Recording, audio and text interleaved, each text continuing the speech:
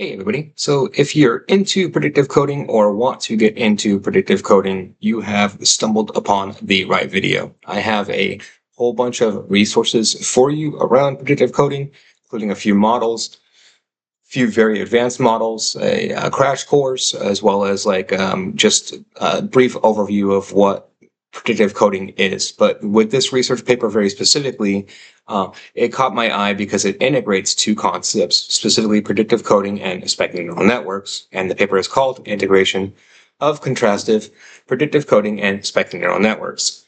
And it's put out by University of Paris as well as the University of Turkey. And the abstract says that this study examines the integration of contrastive predictive coding with spiking neural networks, while CPC learns the predictive structure of data to generate meaningful representations. SNN mimics the computational processes of biological neural systems over time. In this study, the goal is to develop a predictive coding model with greater biological plausibility by processing inputs and outputs in a spike-based system.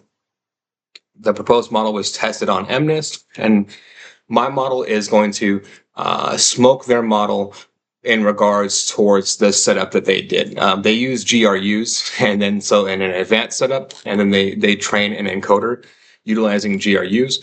I don't take that step, but so I would assume that my model would severely outperform theirs if I utilized GRUs. But for what they train it on, which is just the both of these SNNs for classification, except for the autoencoder SNN, I'll perform all of it, and I'll show you all of that. So overall, predictive coding is an information processing theory in which higher level cortical regions of the brain predict sensory inputs from lower levels. According to this theory, learning in the nervous system occurs through hierarchical prediction errors. Contrastive predictive coding is a self-supervised learning method that makes autoregressive predictions using a contrastive loss between positive and negative examples. It learns hidden representations that preserve temporal context. On the other hand, spiking neural networks are an approach that imitates the temporal dynamics of biological neurons and is especially used in event-based information processing models. Information processing occurs through discrete spike timing rather than continuous activation values. Integrating these two methods to better model the processing in the brain will both contribute to biologically inspired modeling and help to develop more energy efficient systems in practice. Why is all of this important to me? Why am I talking about this? How do I know about this? Kind of like all of that, right? Bottom line is that so my Zyra-based models, like that whole entire architecture, everything about the Zyra models and specifically the Zeta swarm portion of them is this is like this has been like my logic behind it, right? I mean, flat out is fusing of predictive coding with SNNs, which is to me, that's a classifier, right? Which is what these models are and what they do overall. It's kind of how they work, right? So they're Bayesian classifiers, and I get that, right? And then so to me, it's just a very linear. Like if I'm just trying to think about it in my head, it's a very linear classifier with some probability injected into it. And then so that makes sense to me, and that's super cool, and I like how that all works out and that frames out, right? And then so to me, so essentially what we're dealing with, right? So you have the models, right? And then the models are just they're training on this is EMNIST digits, right? So they're trying to classify numbers 1, 2, 3, 4, 5, 6, 7, 8, and it's this process is the exact process that I mentioned. So it's this, right? Where essentially you just give the model and you're feeding the model predictions, and then based off of those predictions, it's fed forward in a linear fashion, right? And then you have your prediction and the prediction error. And then to me, that's important, right? So the prediction and the prediction error, and then how that works within this, that forms kind of the outer boundaries of the jar, right? And then so to me, all of this boils down to geometry and geometric representations, which is what the models are doing even in this instance, right? Which is what I like about this and these networks overall is that like, so it's still dealing with like latent space representations, and it's dealing specifically like even more specifically with latent space representations than transformer models, which is like how I start getting into and understanding, honestly, like myself, more of the geometry behind these things is understanding this, right? That even within like these Bayesian neural networks and these spiking neural networks, what we're looking at here is the reason why we can join all of these things, like why I can create a spiking neural network and that is a hybrid combined with a predictive coding neural network or a predictive coding model, is because they are all operating off of the same underlying architecture, which is this latent space, right? And then so there's a lot of like people that like want to like get into the fact and debate over whether or not like this latent space actually exists or not, like if it's real or not, or whatever, right? Like to me, and so to me, I don't like, is it real? I don't know. I don't care. Like I don't like. It's real to the models, right? And then so that's what matters to me. To me, it's all a human construct. So the data set itself is a human construct, right? And then so it makes sense to me that a human construct would be created off of a human construct. So to me, I would imagine that the latent space is not real, right? It's just a construct of a construct. But that's that's kind of just how I boil all of that and put it all together within this overall, right? So to me, it doesn't matter whether or not the latent space is real or not real. It's to the model, it's just as, if not more real than the data set. And then so because of that, that's where all of my models are able to outperform in this instance, because what my models do is all of this plus one step further. And I'll showcase that in a second, right? So let's take a look here. Last thing I'll showcase on the research paper here is, so this is their benchmark for outside of the GRUs, right? And then so it's 80% is what their high threshold is. So we want to be 0.8033 across the board. And they did that in 57 epochs, so a lot of epochs too, right? And then their random baseline was at 16 epochs. So first of all, before I get into the models, let's go into a full crash course into predictive coding here, so you can kind of understand better what I'm talking about within this, right? So within this, again, just making it crystal clear. So predictive coding is a theoretical framework that describes how the brain might process information by constantly generating predictions about incoming sensory data and updating these predictions based on prediction errors. So the key concepts within this are a prediction, which is the brain's best guess about what sensory input it will receive. And then so all of this is based off of modeling of the brain, right? Which is interesting and makes sense to me why they're coupling this with spiking neural networks, which are 100% based off of the brain, right? And then prediction error, the difference between predicted and actual sensory output. Hierarchical processing, multiple levels of prediction from simple features to complex concepts, and then Bayesian inference, which is the whole entire mathematical structure behind all of this, which is using prior knowledge and likelihood to update beliefs. And it's that linear updating of predictions. But then it's within all of these processes, it's a linear process, but you can't ever have 100% linearity, right? You need to have at least 1% probability within that, and that's what kind of how these models operate. They're 99% linear, 1% probabilistic, and then this first cell here, you just need to get and load these libraries. And then here is the Bayesian foundation of predictive coding. And so this is the entire mathematical foundation again, right? So predictive coding is fundamentally based on Bayesian inference, which means that we have P, which could be cause, which in this instance would be cause and effect. and then we take the inverse of P, so effect and cause, and then we multiply that by the first part of P, like which would be cause, and then we get where cause and effect is the posterior, we get an updated belief. Where effect and cause is the likelihood, we get a sensory model, and then we get that last part is the prediction, is the prior prediction. And so that's essentially the math behind the model, right? So it updates its belief based off of a sensory model, and then that creates a new prediction based off of the prior predictions. And prior predictions plus like environmental interaction, right? And it's just so the brain is minimizing prediction error by updating its internal models. And then so that's just the math behind it, right? And then what is occurring within that, so it's a Bayesian update for Gaussian distributions. And then so like you never get away from these Gaussian distributions in any of these models, right? So the Gaussian distribution in the Gaussian space within like transformers, etc., that's when you're dealing with like stochastic gradient descent, etc. Like the Gaussian space is built into it there. And then in these, it's you're literally updating the Gaussian you're creating a Bayesian update for the Gaussian distributions itself. You're kind of like cutting out the middleman, right? So you get your arguments and then you get your returns.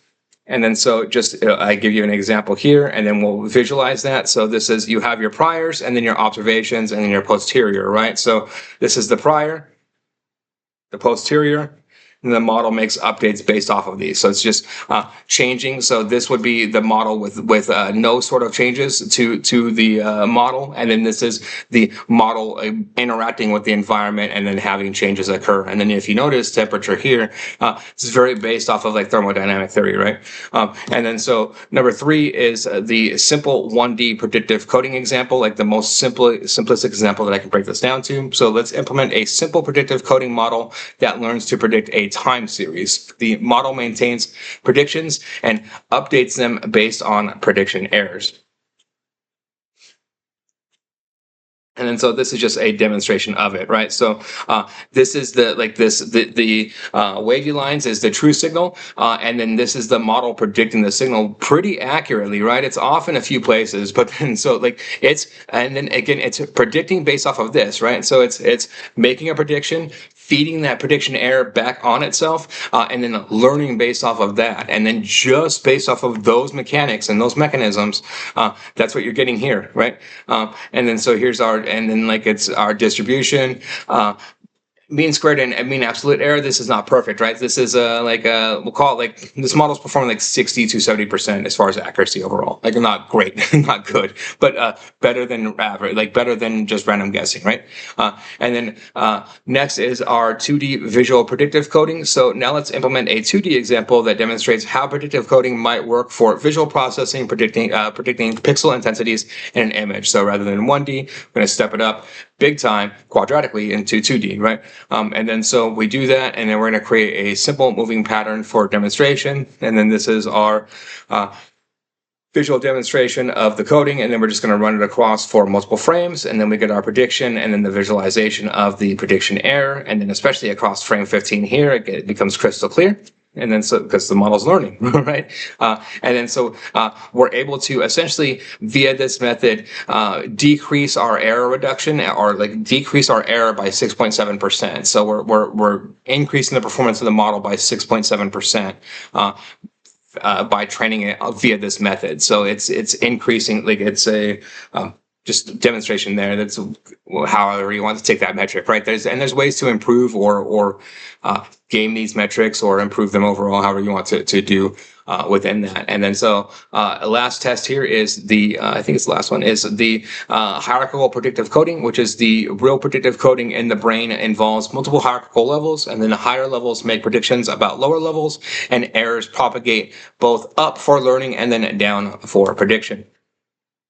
This is just essentially showing, this is like all of the math behind the model, right? Exactly. Like this is the Bayesian math, and you can see we have the forward pass and the backward pass. So it does have a forward and a backward pass.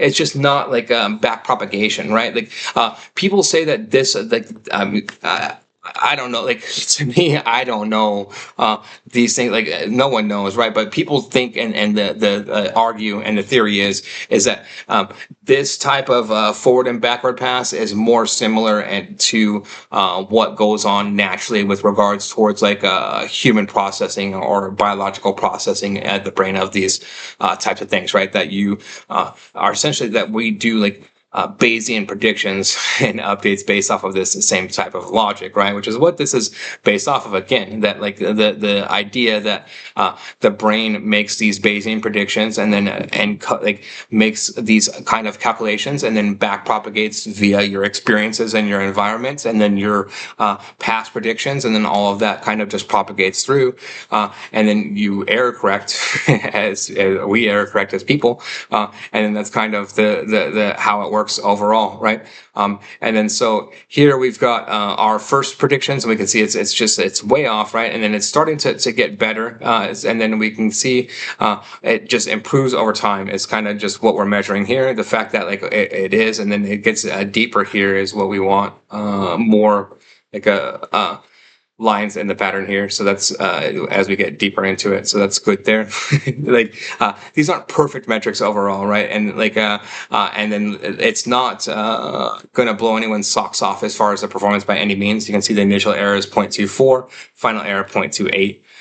So we're like barely nudging the model there, like honestly within this. But so like applications overall for predictive coding, like what exactly can you utilize it for? The big ones: neuroscience, understanding brain function and perception overall; machine learning, improving AI models with prediction-based learning; robotics, computer vision, and NLP, better language understanding. And then as far as attention within these models, you can actually, and like attention is a key part of this, right? And then so you can see like the attention weights versus the raw errors, and then attention weighted errors, like it significantly modifies and improves the performance of the model very dramatically in this particular instance. So attention modulates prediction errors, focusing processing on relevant information. And then also too, the other big thing within this is precision speed and precision within learning, right? So higher precision leads to faster learning, but can cause oversensitivity to noise. And you can see like it's just like almost instantaneous learning, right? But so this is assuming a perfect world. Right, this would be the theoretical world that doesn't exist. Then you would put precision to 10 and you just crank it to 11, right? But the world isn't perfect, so you need to dial it like way down, and then to account for noise, and then so the model can overcome and like fight against that noise and have an actual chance of fighting against the noise. But if you have an environment where you've created a jar where there's absolutely zero noise, then just crank it to 11. And then so summary, as far as key takeaways: predictive coding is fundamentally Bayesian. I can't stress that enough. It's all about updating the beliefs based on prediction errors. It's based off of hierarchical structures, which allows for complex multi-level predictions. It incorporates attention and precision, which is how it modulates how prediction errors are processed. And then applications of it span neuroscience, AI, robotics, medicine, etc. Core equations are that Bayesian update, which is all dealing with the prediction error, and then creating that update rule. Here's a bunch of further reading, online resources, and then like giving you the kind of that hierarchical, the structure of the hierarchy overall. So there you go. Thank you for exploring predictive coding. I'll leave a link to all of this in the description here. But so the last thing that I want to go over within this is, so they leave the code for their models within this, like for this CPC model plus the SNN. So very first thing I do is I give you a recreation of their model, but more specifically, again, at the top, I mentioned that this interests me overall because I've built these models, and I have a model here that I'm going to demonstrate for you that very clearly outperforms their model. And then so how exactly does it do that? It's all the concepts that I just went over and all the concepts that I've gone over a lot before on my channel, right? Which is what I'm doing is incorporating a mechanism here where I train the model on its own latent space as opposed to labels. So I say The model trains on the data set. It creates a latent space based off of that training of the data set. Its weights get frozen. From there, it's like, okay, then you have two distances from where your frozen weights are. Your frozen weights then become starting point A. B over here, or endpoint B over here, 1, it would be essentially getting to the data set. Endpoint C over here would be essentially getting to the latent space, the geometric space. And then so what I want you to do is then map from your frozen weights to first to B and then to A. And then let's figure out how to get from frozen weights to B to A. So let's figure out how to do a complete loop overall. And so this notebook implements a sophisticated two-stage hybrid deep learning model for image classification on the EMNIST dataset. It uniquely fuses two powerful concepts, the CPC or Contrastive Predictive Coding concept for supervised feature learning that they lay out in the research paper, and then my ZSwarm inspired framework for structural analysis and label refinement. The core idea is to first learn robust feature representations without labels and then use those features to intelligently refine the classification process. Stage 1, self-supervised feature learning via the CPC method. So the first half of the model is dedicated to learning the fundamental structure of the data in a self-supervised manner.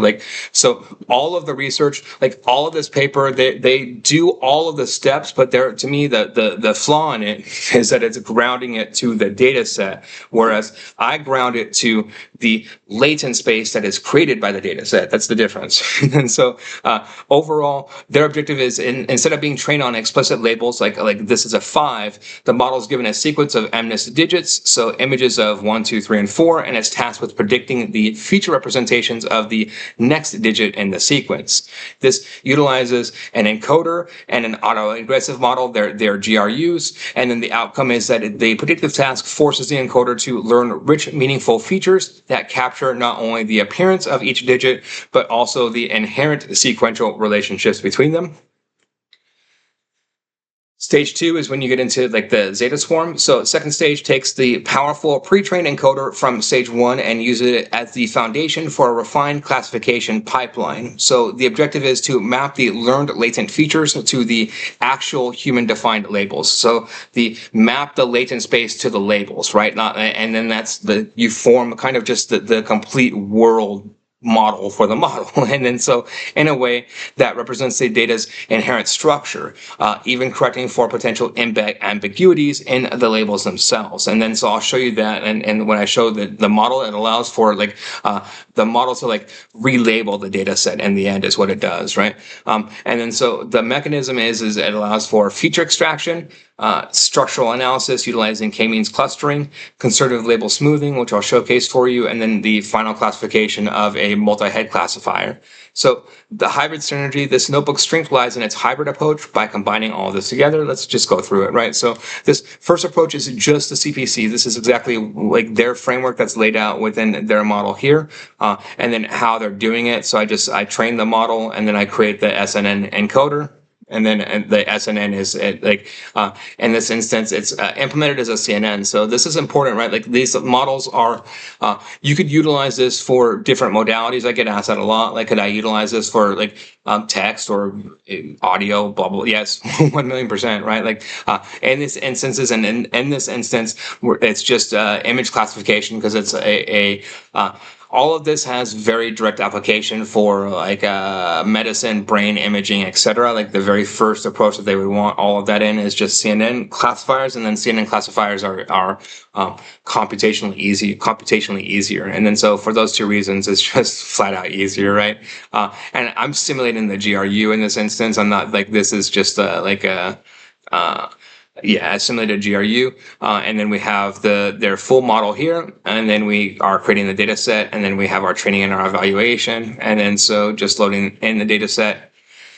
And so we can see here, and then after every epoch, I have this evaluation, making sure that the model distinguished positive from negative, and that like the model is actually like working according to their logic on every single epoch. And then it gets better and better over time, right? Like this first score is very, like, it's a 3.6 compared to minus 1.309, which I would expect to be a lot higher, right? Like when we go down to the end ones, like here's the minus 12, like it's starting to learn more and more and very stretch them further and further apart. Like think about it, like it's making sure that like it's putting to know that these things are very far apart and further apart within its mind, its model, its latent space. That's what's going on here, right? It's stretching the distance between these things out, making its universe wider, like kind of the bottom line, right?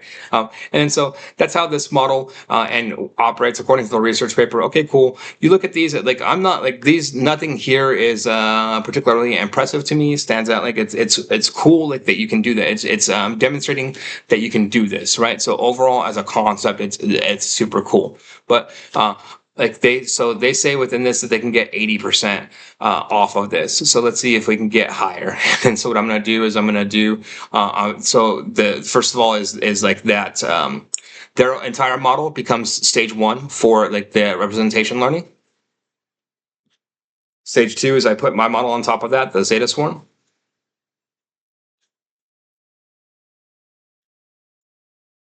And stage 3 is just the evaluation of it all, right? And then so here it is. Stage 1 is that pre-training, that encoder pre-training, right? So then we do that, and then we apply the structural mapping, and then in this instance, this is the images that I get out, right? So this is the like what it would look like based off of their if I was just training it off of the labels, and then this is what like the latent space looks like. So labels, latent space, and you can see they're very different, right? And this is actually a bet, like this latent space is like, and this is actually better, right? The right side is far better, right? Because it's what you want, and you want to look for is less dots in between here, right? Like the more overlap, the worse. Like especially on this left hand side, you can see here, especially with like the purple, right? How that purple and that orange are overlapping a lot. That's very bad. I don't want that. Like, and then like all this red and the green, I don't want that. See how there's no red and the green over here? And then there's far less overlap between every single one of these, right? They're much more individually clustered, which is that's what I want. Like the more individually clustered, the more the model actually understands it overall. And then so what this means and what we're getting out from this is that the model very much understands its own latent space, right? Because it created this. Like it's just like create a map of the latent space that you created. Yeah, I can do that. Okay, here's the labels. Create a map of the labels. Like I don't know, these labels kind of suck. And then so that's what so then it's like, okay, how do we translate this into this? Like that's what I want you to do, right? Okay, these labels suck, and then here's your good labels. How do we like just create a bridge in between them? And that's kind of the merging of that, right? And then when I create that bridge, I'm able to get it to 88% accuracy. And then so here's the final result, like the bridged result, right? And you can see there is more, like especially within the orange here, right? Like there's more, like I wouldn't want to see any of this, like of this orange overlap, as I pointed out there. And you can see that there's some overlap here on some of these. It's not it's not 100%, it's 88%. But so 88% is, or 87.9 is a lot better and a lot higher than 0.8033. So 0.8033 compared to 0.8790. Yay, cool. It's better overall, right? And very simple addition and add on here. This is why I built these models overall, right? This whole entire class. So the Zara models, the Zeta Swarm models, etc. They're all based off of this. Like, and I get it's hard for like general use to understand these things overall, but hopefully, like I know why. I know that it clicks overall because there's people that have told me and they reach out that they utilize these models for different things. So hopefully this has been educational for you overall in some instance. I'll leave a link to all of this, both the research paper as well as the collab notebooks. And then if you like this type of content, please like and subscribe. Thank you very much.